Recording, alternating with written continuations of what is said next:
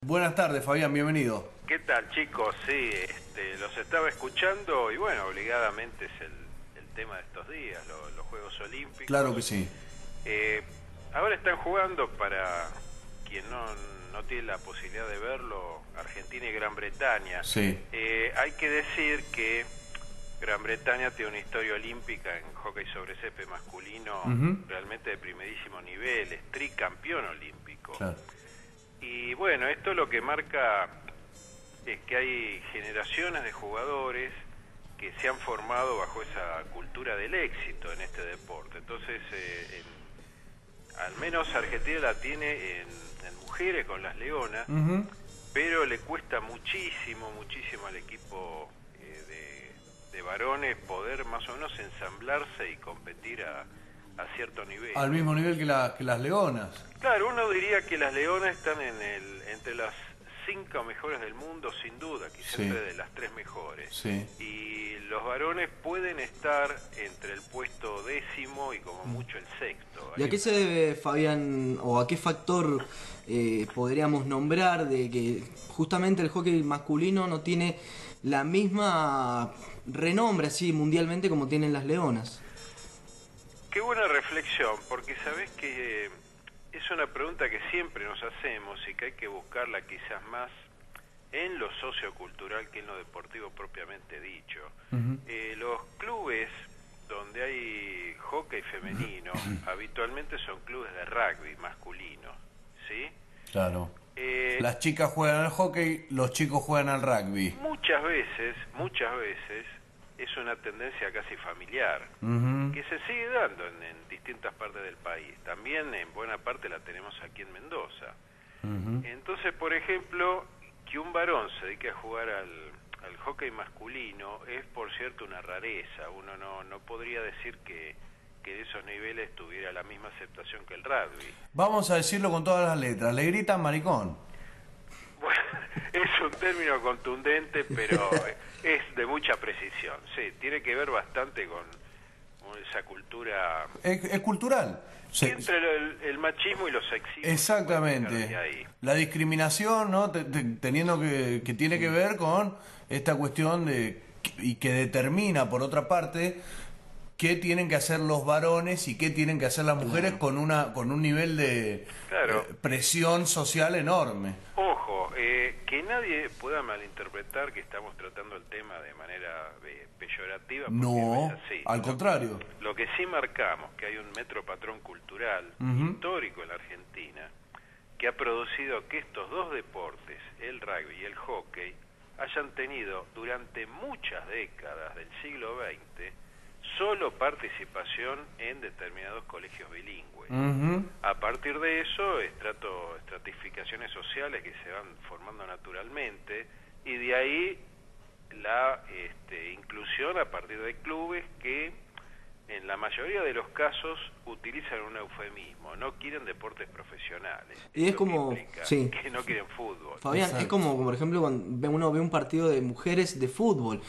Ahora quizás está un poco más aceptado el tema, pero hace unos 10 años atrás era básicamente uno se burlaba cuando veía un partido de mujeres, y aparte con marcadores abultados, 7-0 o 13-0. Esa es una ruptura. Claro, ahora por ejemplo, las chicas que jugaron al fútbol durante hace un tiempo realmente han sido personas que han tenido un nivel de valentía muy grande, porque han roto con un preconcepto. Pero obviamente. Mirá, les quiero contar dos cositas. El fútbol femenino es potencia en los países nórdicos de Europa, tanto Noruega, Islandia, Dinamarca. También es muy fuerte en Estados Unidos, se está haciendo muy fuerte en Alemania. Y más o menos podríamos decir que en Brasil, que es la única potencia sudamericana, no solo sudamericana, te diría latinoamericana, que tiene cierto nivel de competencia alto. Yo les quiero contar también, ya que aprovechamos el tema, ¿por qué aparecen las Leonas? ¿Por qué aparece esta generación de jugadores que rompe con el molde, como ustedes bien mismo estaban enfocando el tema? Yo tuve la suerte de haber sido profesor en periodismo de una leona, que fue la número 9 de aquel equipo que empezó en Sydney 2000. ¿Vanina Oneto? Exacto, sí. Y bueno, me encontré con una persona digna de conocer en una charla, porque si bien, bueno, surge de un ámbito desde lo socioeconómico, quizás favorecido respecto de otros sectores, forma parte de una generación que quiso producir en su deporte un hecho bisagra, y surge a partir de esto que quizás es muy conocido pero que conviene refrescar. Estas chicas, cuando estaban en Australia, no les va bien en su inicio y deciden hacer una reunión solas como plantel, e incluso se excusan ante sus entrenadores y los dirigentes. Y bueno, cuando salen de esa reunión, deciden comunicarse con sus familiares en la Argentina y que les enviaran un juego de camisetas de la selección con un logo cuya idea habían definido en esa reunión. Sí. Ese logo era el de una leona, y ahí surge la leyenda. Y esto tiene un porqué, porque no es casual que haya aparecido una leona. Si ustedes se fijan en el logo que está en la camiseta en el sector derecho, porque en el izquierdo está el escudo de la Asociación de Hockey, siempre con el auspiciante, ¿sí? Sí. Es como un esponsoreo natural entre uno y otro. Pero en el otro costado de la camiseta está el logo de la leona. La leona está levantando un brazo, si así podría llamársele, o una pata. Una pata. Una patita, bueno, patita delantera en este caso. ¿Y saben por qué? Porque la leona es un animal que solo ataca cuando sus cachorros están en peligro. Y ellas lo que quisieron demostrar era que sentían esa necesidad de demostrar colectivamente hacia dónde apuntaban, porque no solo su orgullo, sino también los valores que empezaban a quebrar en esos años eran una barrera cultural de muchas décadas, quizá de siglos. Y a partir de ese símbolo crean una mística muy particular que se sostiene hasta el día de hoy, y que además significa lo siguiente: cuando una generacionalmente se empieza a ir, porque ya pasa el límite de los 30 y pico de años, quienes la van sucediendo reciben prácticamente sus indicaciones desde el punto de vista formativo como si fuera la continuadora y no una competidora. ¿Sí? No hay una cuestión de celos, de envidia, de vanidad, como se le pueda decir, sino todo lo contrario. Y por eso se explica este fenómeno que lleva desde el 2000, 2004, 2008 hasta el 2012, con los 3 primeros juegos, todos con medalla, una de plata y 2 de bronce, y encima es el último campeón mundial Argentina en hockey femenino. Bueno, por eso hay que prestarle mucha atención. A veces se quiere simplificar o quizás subestimar el por qué estas chicas en un momento tomaron esta decisión, pero yo creo con el tiempo que fueron fieles al derecho más inalienable del ser humano en su conjunto, que es el derecho a decidir. Y ahí rompieron una barrera cultural, y desde lo deportivo han producido un fenómeno cuyo límite todavía nunca está preciso, porque el límite siempre se corre un poquito más allá. Claro. Y, perdón, Santiago, y bueno, ahora algo cortito, la camiseta de las leonas, por ejemplo, en el borde del cuello tiene el color dorado, que es una del llamado Generación Dorada, que también lo tiene los jugadores de básquet que derrotaron, bueno, a Lituania en el día de ayer. Sí, de eso quería que habláramos, porque nos queda poco tiempo y me parece que es un tema que hay que hablarlo. Es sintético lo de... Hoy podríamos decir que es el equipo del pueblo, la Generación Dorada. Fabuloso. Siempre se busca ese tipo de denominación sobre un deportista o sobre un equipo. Se da un proceso muy parecido, aunque no es equivalente al de las leonas, pues también es una cuestión de género. Pero la propia Generación Dorada es precisamente eso. No es un equipo de un campeonato mundial o de un torneo, es una generación. Sí, fabuloso. Y cuando uno los veía anoche peleando una cada pelota en el piso, levantándose jugadores de NBA de millones de dólares que pueden correr el riesgo de una lesión, y uno realmente se siente tan identificado, tan estimulado, que le presta atención tanto al básquet como al hockey femenino, y además porque el ejemplo que irradia ahora se empieza a ver en los chicos del vóley. Ayer han ganado un partido muy importante y ahora tiene una serie muy difícil porque le toca jugar contra equipos campeón, segundo y tercero. Bueno, el técnico de la selección de vóley, que es Conte, creo que también tuvo una medalla en Seúl 88.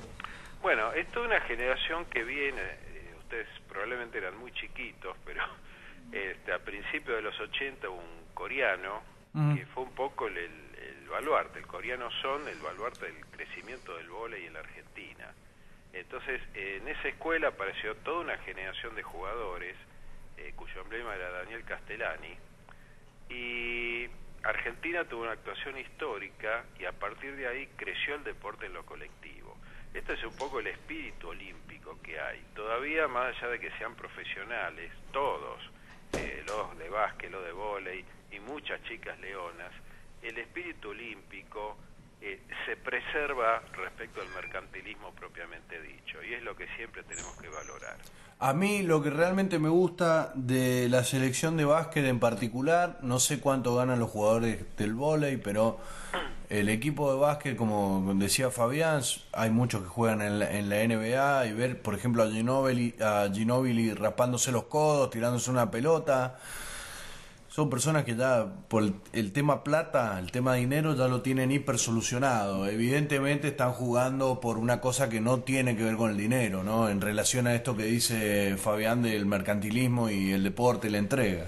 Es lo que uno siempre denomina hambre de gloria. Y eso, ese valor intangible que nos mueve, es una actitud militante ante la vida.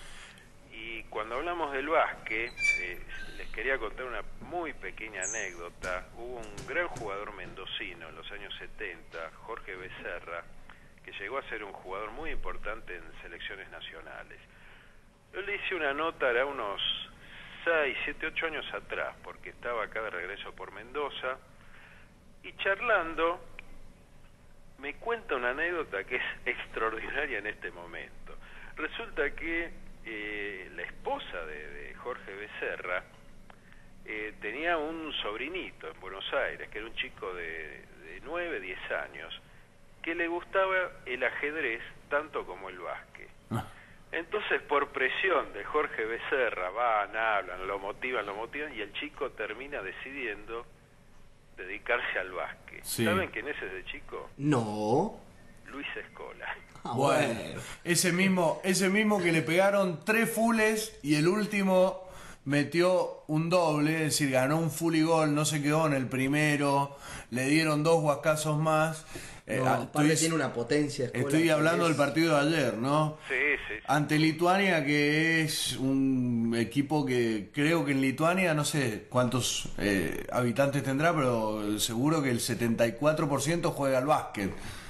Sí, y aparte, bueno, Luis Escola es un símbolo y es un poco también lo que a veces quienes estamos más dedicados al fútbol nos sorprende cómo ese espíritu de solidaridad, ese espíritu de cuerpo va pasando de generación en generación, porque uno no advierte ni en los jugadores de básquet, ni en las leonas o en los chicos urgentes del vóley una confrontación interna o envidia, o celos, o vanidad, o lo que fuere, sino todo lo contrario. O sea, si le toca ir a fulano al banco unos minutos, el que viene tiene exactamente el mismo rol, lo cumple al límite sus posibilidades, y el que lo felicita es quien era titular unos minutos antes. Sí, es cierto, Fabián, es cierto, verdaderamente eso me produce mucha alegría al que está viendo el partido. Te pido disculpas, Fabián, pero me apuran para ir a las noticias. Te mando un abrazo enorme. Y Rolando